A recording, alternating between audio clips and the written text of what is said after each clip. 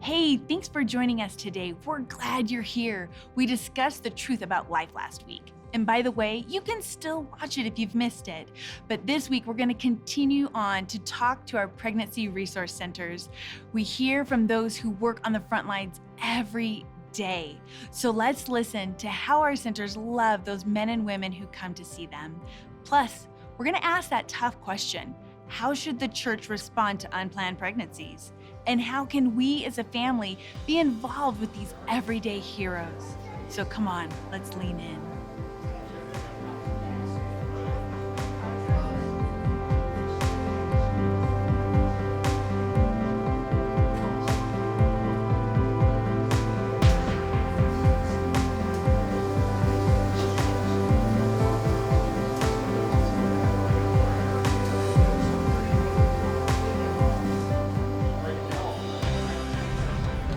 Tony, when I was in college, I kind of knew about Pregnancy Resource Center, but I didn't really understand what they did. So what is it that a PRC does? That's a good question. I think the focal thing is that we are there for those young ladies who are facing unplanned pregnancies, those young ladies who don't know what to do, those girls that need answers to questions about the pregnancy that they're having.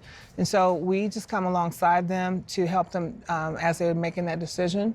And then once they make the decision whether they're going to keep that baby or sometimes even not, we're still there for them.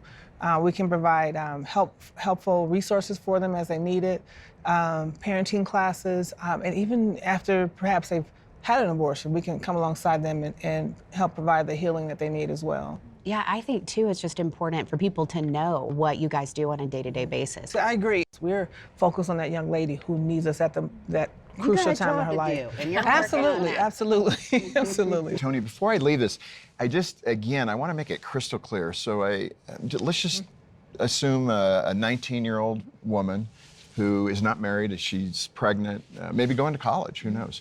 And she comes to the clinic. What is that experience like? What is she going to encounter? Well, the first thing she's going to encounter is someone with a smiling face at that reception desk that's, just a warm presence for her. Because our thought is, she's already in turmoil. And so when she comes in, we just want to calm her down and just kind of relax her. And so at our center, she comes in and she's greeted by a receptionist. And then we're going to just talk to her about all of her options. Sometimes they think I only have one option. Right. And so we're going to make it very clear to her, no, you have more than one option. We're going to talk about adoption. We're going to talk about parenting. We're going to talk about abortion. Yeah. And so we're going to give her the ultrasound, the pregnancy test without cost. If she wants to later, she can sign up for our parenting classes. We really want to be alongside her for anything that she needs. It's not just let's rescue this child. It's what do you need? Yeah. It's complete. It's absolutely. Holistic. Yeah. It has to be because we can't reach that baby until we reach that mom. Mm-hmm. And if she's got crucial needs in her life, we need to address those as well. And so we just want to make sure that whether you decide to carry a baby or whether you decide to abort, it's the information that she needs. It is the truth. Mm-hmm. We don't force anything. You don't have to. The truth stands on its own. Right. And so if you just give them the truth, that's all they need. We can stand on the truth of God's word, one, and the truth of that ultrasound picture, secondly. Well, there's always a huge element of fear. And so, perfect love casts out fear. And so we love them and we're there, we support them. We always like to say part of our secret sauce is compassion. This facility is different than many other facilities for women. I would say mainly because of the hope that they feel and the security that they feel when they walk in the door. Just the way that they feel comforted and feel that they can open up and be free and say whatever it is that they need to say, and it's a secure place for them and they feel loved ultimately. We are really committed to asking the right questions and probing and helping clients get to what is at the heart of the tension in their decision. And we actually think that's the most effective way to inspire women to carry their pregnancies to term.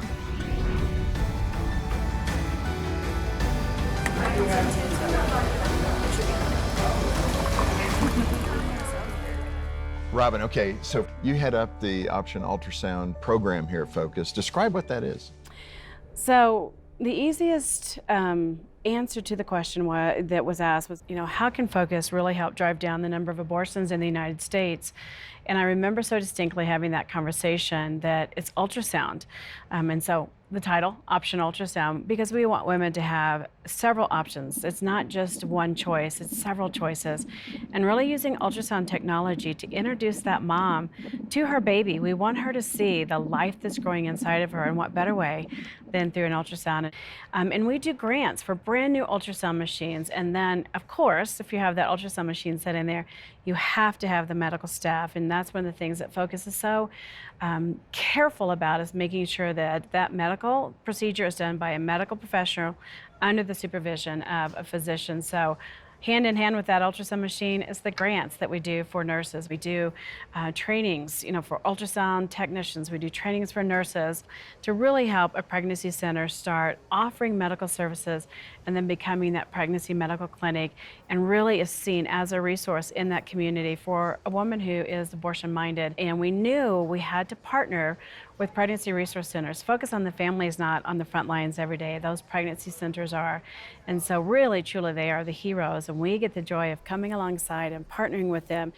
We have resources that are life-affirming and medically accurate. We work with organizations like Heartbeat to train pregnancy centers to give the best quality, best excellent service that woman needs. All right, Jarrell, coming your direction now. Yeah. How many clinics does your organization train? Thousands of people, actually, which is what every pregnancy center is made of, is people, because we firmly believe that the very best alternative to abortion is another person. What would be some of those practical things that you do, though, at the ground level with the Pregnancy Resource Center? And it's really all about loving someone into a life-affirming decision and helping them walk towards that. It's what we know that they really want inside. So as far as Heartbeat International, we're working on all kinds of training. We really are dedicated to the movement that is pregnancy health. So we're working with those that are either, maybe they're nurses. We work with our friends at Focus on those things. We are working with those who are walking off the street who say, how can I get involved? And they're going to get some really, really core training. We call it the love approach. And so we really want to walk with them so that really no woman ever finds themselves so alone or desperate that the only choice that they can imagine is terminating the life of their child. We really care for any of the women that come through our doors, including those who may choose abortion even after abortion has been discussed and the risks have been discussed. Sometimes they still choose abortion. That doesn't mean we don't love them and open our doors back to them should they want to come back and talk about the trauma that they've experienced. The element of forgiveness, I think, is crucial in being able to talk about, so what does life look like if you're saying that, yes, I'm a Christian, and then feeling judged by other people. I think it would be really important for people to understand that, yes, we look down upon having sex before marriage, but pregnancy itself is not a sin. Let it be okay that it's known that, a young woman in the congregation is pregnant. Be willing to counsel her, be willing to give material support.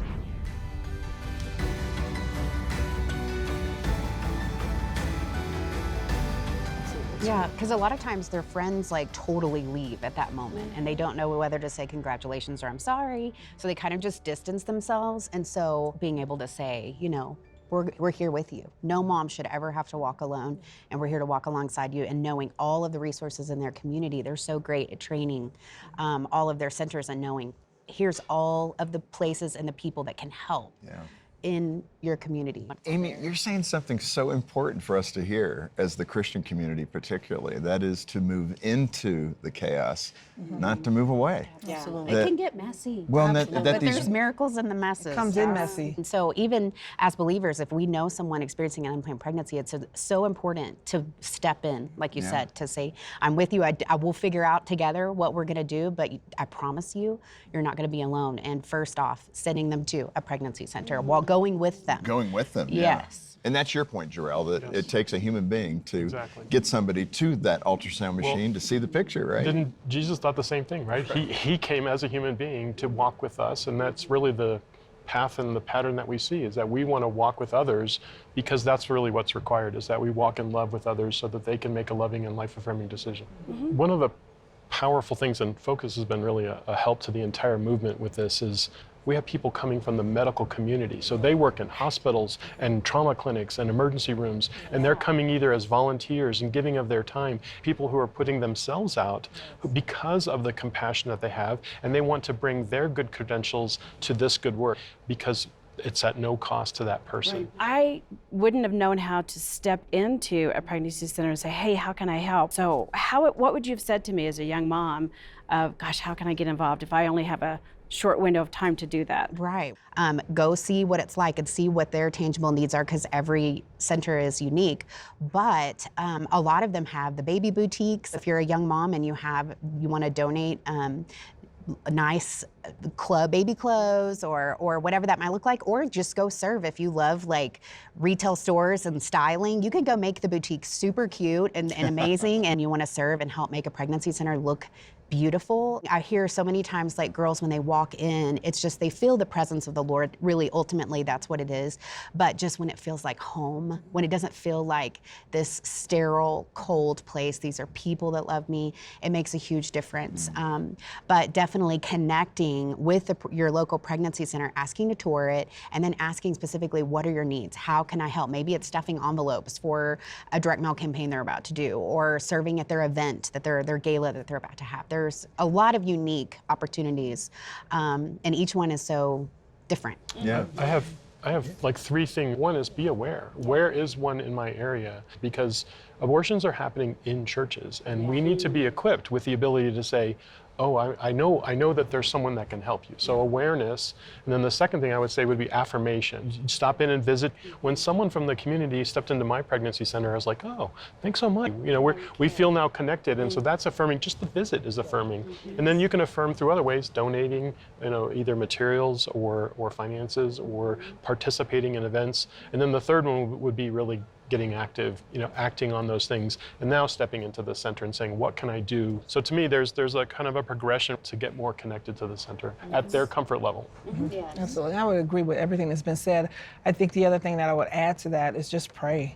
Yeah. You know, I think one of the things sometimes we perhaps forget is that these young ladies are facing real fears. It's not, yes, it's, you know, abortion in our culture is very easy, but they're facing real fears. And so they're thinking, I don't have another option. So we just begin to pray that those fears would subside, you know, that God would place people around them that would encourage them to choose life.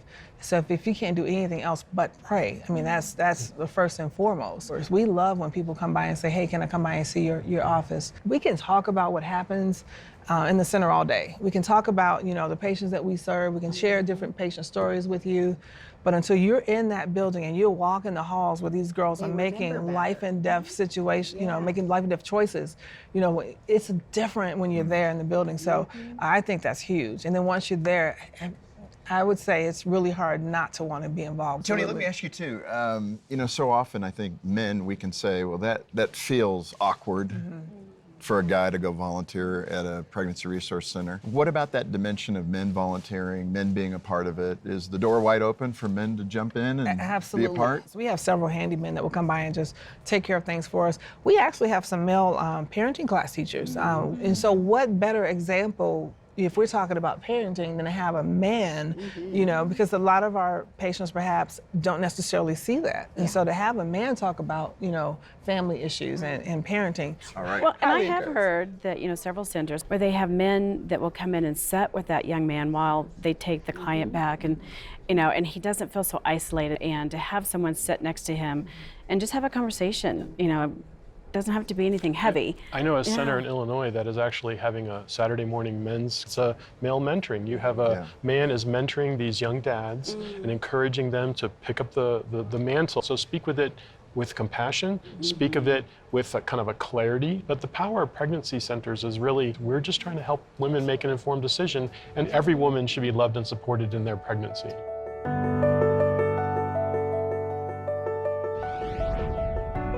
Pregnancy is not just 4 drops of urine and 2 lines on a test versus 1 line on a test. So we focus on the life that's on the inside. What a time to celebrate. Abortion isn't just an issue that is outside of the church. We know it is inside of the church. It affects the church.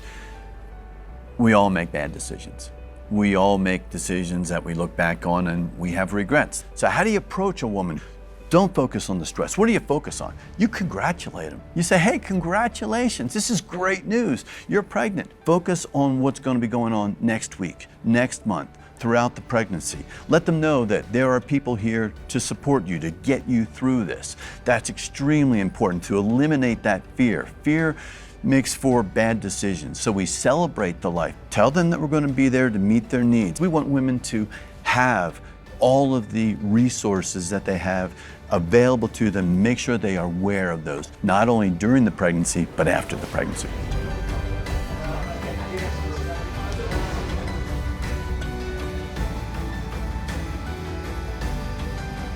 If I run into someone that's pregnant and she's thinking about abortion, what do I say to her? How do I talk her out of it?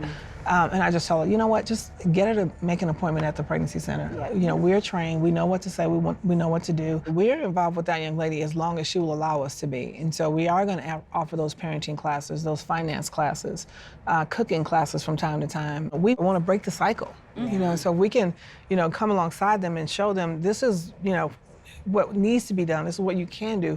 We want to offer those services that we can. And if we can't provide it, we are so, you know, connected to networks that can. We want to be there for you because we cannot reach the baby if we don't reach her. I love hearing the partnerships that, you know, we're partnering with pregnancy centers, we partner with Embrace Grace, churches. It's not just one organization. We are all coming together saying we're going to get in the mess. We're going to come alongside her and help her with the community services. You don't have to be the only resource that she has.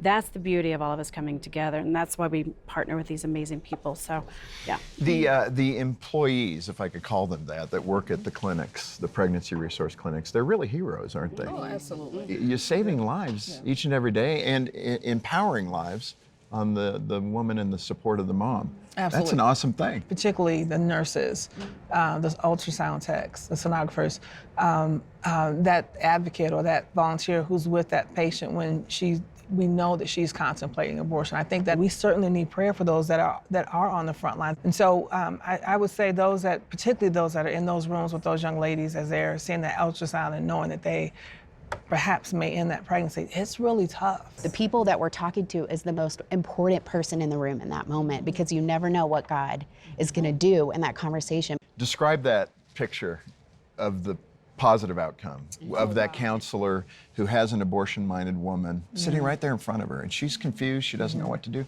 she's afraid. I often tell a story about one of our patients that came in and with her cousin, and we got to the point where she saw the ultrasound and both of those young ladies in that room began to cry. And it was just the realization that everything that I've been told about my pregnancy is a lie, because now I see the heartbeat. They see that baby, and when you realize, man, this has made a difference, you know, you can go home feeling like I accomplished something, not on my own strength, but, you know, I helped that young lady make a decision for the life of that baby. It's a tremendous feeling.